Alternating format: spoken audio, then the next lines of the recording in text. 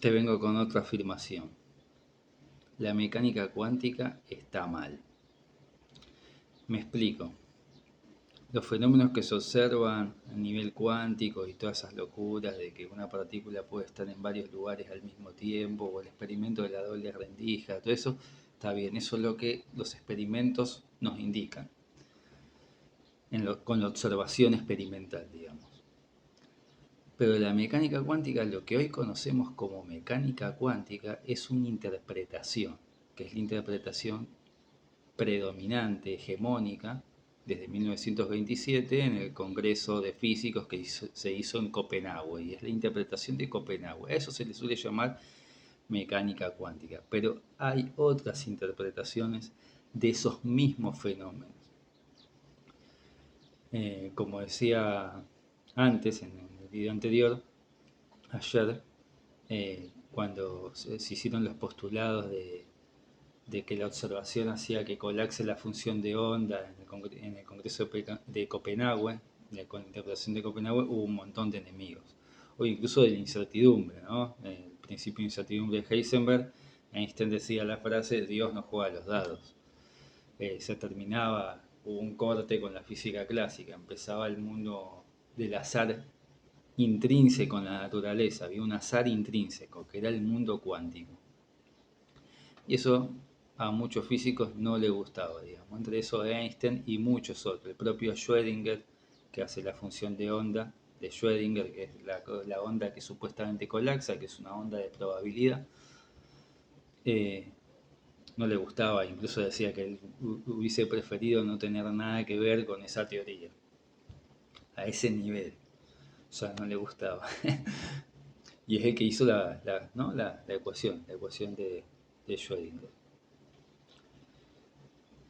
Ahora, el experimento de la el experimento de la doble rendija, eh, yo lo explicaba así, se pueden buscar hay videos que lo explican con dibujitos, todo perfecto, ¿no? Pero era la rendija, eran dos paredes, una que tenía dos huequitos, dos rendijas y una pared al fondo que reaccionaba al impacto de electrones, ¿no? Entonces cuando tiraban electrones de a uno y estaban observando, se generaban en la pared del fondo dos líneas. Y cuando no observaban, se formaba un patrón de ondas, o sea, muchas líneas. Como si los electrones se hubiesen convertido en un fluido, o sea, como diría la función de onda de Schrödinger, empieza a estar en un mismo electrón en un montón de lugares al mismo tiempo, eh, y se reparte como si fuese eso, como si fuese, imaginemos que hay un líquido entre las dos tablas, esto está explicado en dibujitos, se explica mejor que esta mierda que estoy diciendo, ¿no? El fluido genera una onda como cuando tiras una piedra en un charco y esa onda repega en esta pared y se producen dos patrones de onda en las dos rendijas. Y ese patrón de ondas hace interferencia entre sí y genera líneas en el fondo, ¿no? Entonces ahí está el poder de la observación. Increíble, ¿no? Así. Y de ahí, de esta vaina, digamos, de la interpretación de Copenhague y de la mecánica cuántica entendida así, es que surgen al día de hoy un montón de pseudociencias, ¿no? Terapia cuántica, que, no sé, de tu doble cuántico, busca tu doble cuántico y modifica tu futuro y no sé qué, un montón de pelotudeces. Pero tienen fundamentos, buscan este fundamento en la misma mecánica cuántica, ¿no? Que la mecánica cuántica como que permite que la realidad al nivel más fundamental es una locura. Y encima el observador cumple un rol esencial. Entonces ahí viene la ley del secreto, que si vos decías mucho una cosa, que sos un observador, eso se te va a cumplir. Paja. Eh, Vamos a interpretaciones diferentes. Vamos a suponer que el mate sea un electrón, que yo lanzo, ¿no? Vamos con el principio de incertidumbre de Heisenberg. Heisenberg dice que no puedo medir bien la velocidad y la posición del mate, o pierdo un dato de la una o de la otra. Es un problema de la naturaleza, es imposible medir eso y hay un nivel de azar en lo fundamental de la naturaleza. Entonces acá viene el mate, yo lo observo y puede estar acá, puede estar en una cosa así, es un verguero, están en todos lados al mismo tiempo y cuando lo observo, bueno, ahí apareció por ahí una cosa rara, ¿no? Ahora, ¿qué significa observar? Observar, yo observo, ahora voy al mate, el mate ya no es una partícula fundamental, sino observar significa que hay partículas mediadoras, o sea, hay partículas de luz, fotones, que impactan en el mate, va a mi ojo y mi cerebro después interpreta esa información como un mate. Pero hay partículas mediadoras. Ahora, ¿qué pasa cuando yo lo que quiero medir es un electrón, que es en teoría una partícula puntual? Acá está el electrón que quiero medir. Entonces tengo que usar otra partícula mediadora. Entonces vengo con otra partícula mediadora, un fotón, para ver un electrón. Le tiro un fotón a la velocidad de la luz y espero que ese fotón, cuando vuelva a mi detector con el que voy a ver el electrón, me diga más o menos dónde está el electrón. No sé si se entiende el ejemplo. Es una estupidez. O sea, obviamente si yo al mate, el mate que es un electrón, le tiro otro mate más o menos equivalente, que es un fotón, lo voy a hacer mierda, le voy a cambiar la posición, o sea, no, es imposible medir eso con algo que tiene prácticamente el mismo tamaño. Entonces acá habría la primera, el primer objeción al principio de incertidumbre de Heisenberg, que claro, obvio, que hay incertidumbre. Si la observación, las partículas que usas como mediadoras tienen prácticamente el mismo tamaño que lo que querés medir, que son otras partículas.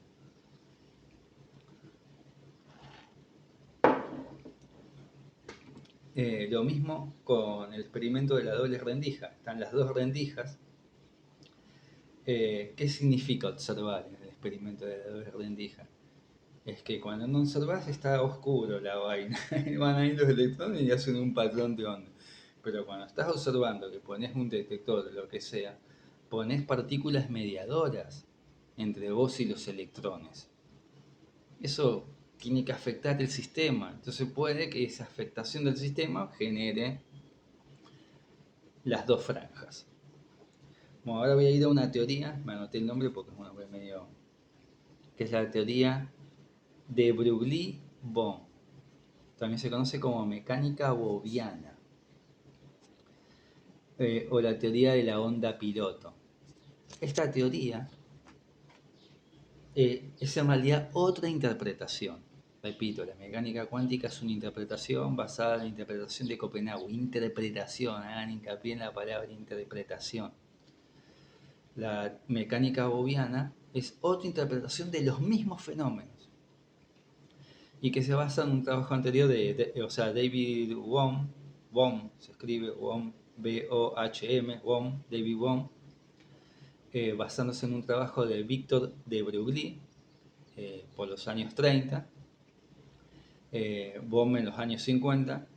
De Broglie hace ecuaciones mostrando la dualidad onda-partícula de los electrones. Pero él hace el postulado que los electrones, ese movimiento tipo ondulatorio que hacen los electrones, es porque están como surfeando en una onda. Pero en realidad el electrón sí es una bolita. No hay una dualidad onda-partícula. No es que el electrón es partícula y onda al mismo tiempo. No, el electrón es una partícula, o sea, una bolita, una piedrita, y surfea una onda de otra cosa. No sabemos qué es esa otra cosa, pero es algo evidentemente mucho más fundamental que la luz, que todo, digamos. Algo que es mucho más pequeño que las partículas. Un fluido ahí que hay, no sé qué, un éter.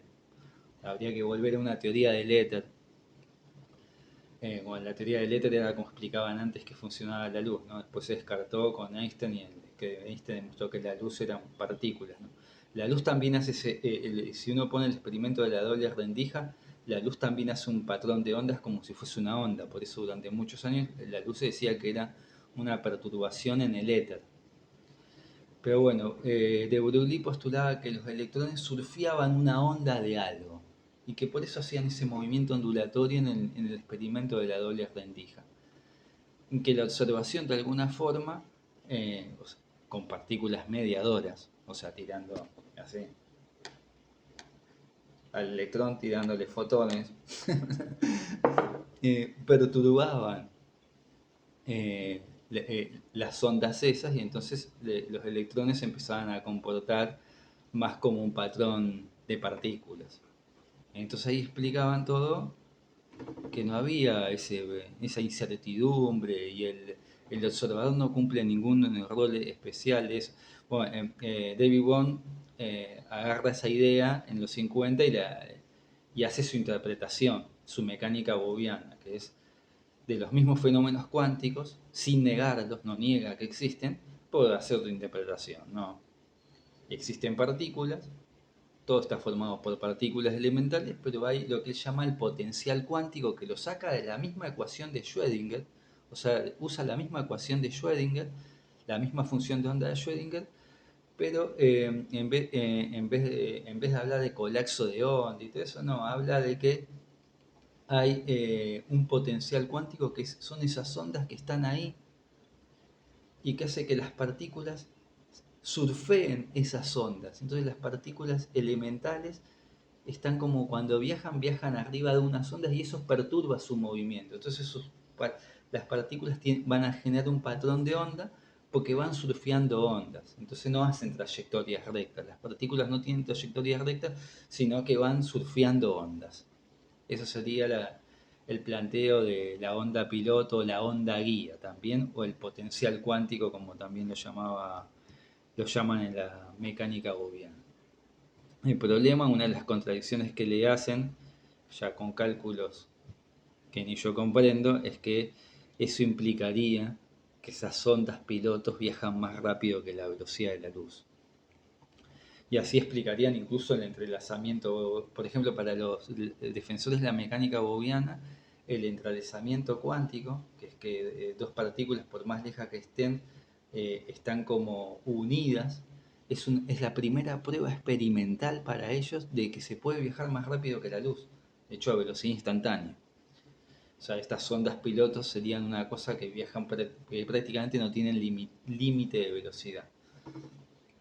Eh, bueno, esa es la interpretación de la mecánica booleana. Hay otras interpretaciones, hay muchas de hecho, hay muchas hipótesis hechas no por un boludo como yo, sino hechas por físicos que se rompieron la cabeza durante años en la universidad, así que no les cierra la mecánica cuántica, no les cierra, digamos, la interpretación de Copenhague.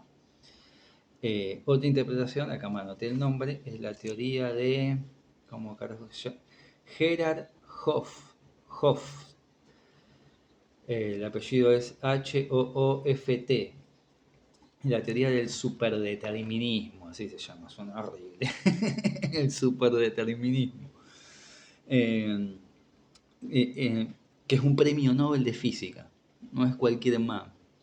Y el tipo plantea una teoría eh, eh, para darle, o sea, le da otra interpretación también a eso que ve. Y eso que ve, lo que plantea, lo que se ve, los defensores del superdeterminismo, es que el mundo cuántico es el resultado de otro mundo más fundamental que no vemos, con más dimensiones, o sea, no las tres dimensiones, adelante, atrás una, izquierda, derecha otra, arriba, abajo otra, no, y el tiempo como cuarta dimensión, sino que con más dimensiones espaciales, que nuestro universo está dentro de un universo mucho más amplio de más dimensiones, y que en esa otra realidad superior de la que sostiene nuestro universo, es un universo de física clásica, digamos, a lo Newton, a lo Einstein, y que eh, de, de ahí se sostiene nuestra realidad tetradimensional, digamos, con las tres dimensiones espaciales y la cuarta temporal. Y entonces los fenómenos cuánticos, esto que vemos que esta partícula se mueve así, que a veces está acá, a veces está acá, esa incertidumbre, es porque en realidad hay algo en otras dimensiones a las que no tenemos acceso que producen esas variaciones. Esta es una teoría de variables ocultas. La teoría eh, de la mecánica gaussiana también es otra teoría de variables ocultas. Hay muchas teorías de variables ocultas. Einstein propuso su modelo de variables ocultas con un experimento que terminó fracasando y le terminó dando la razón a, a la interpretación de Copenhague. Entonces ahí le ganamos a Einstein, ¿viste? Sos un capo, le ganaste a Einstein. Entonces la mecánica cuántica salió de contra triunfante, pero hay muchos otros modelos de variables ocultas. Esa no era el único. Einstein planteó uno, pero hay un montón. O sea, eso lo pongo como para aclarar de que la mecánica cuántica tiene muchísimos cuestionamientos. No es tan así que el rol del observador, el observador que no sé qué.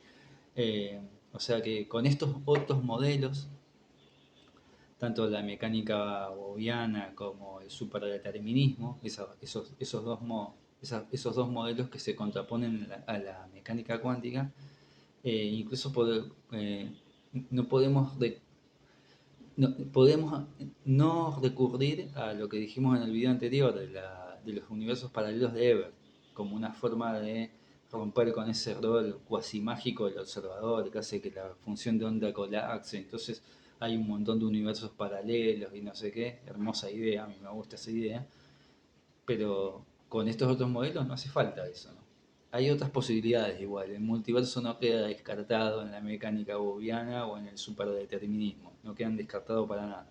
Pero no serían de este nivel como los planteaba Ebert. Serían otro tipo de multiversos. Bueno, me fui a recontra carajo.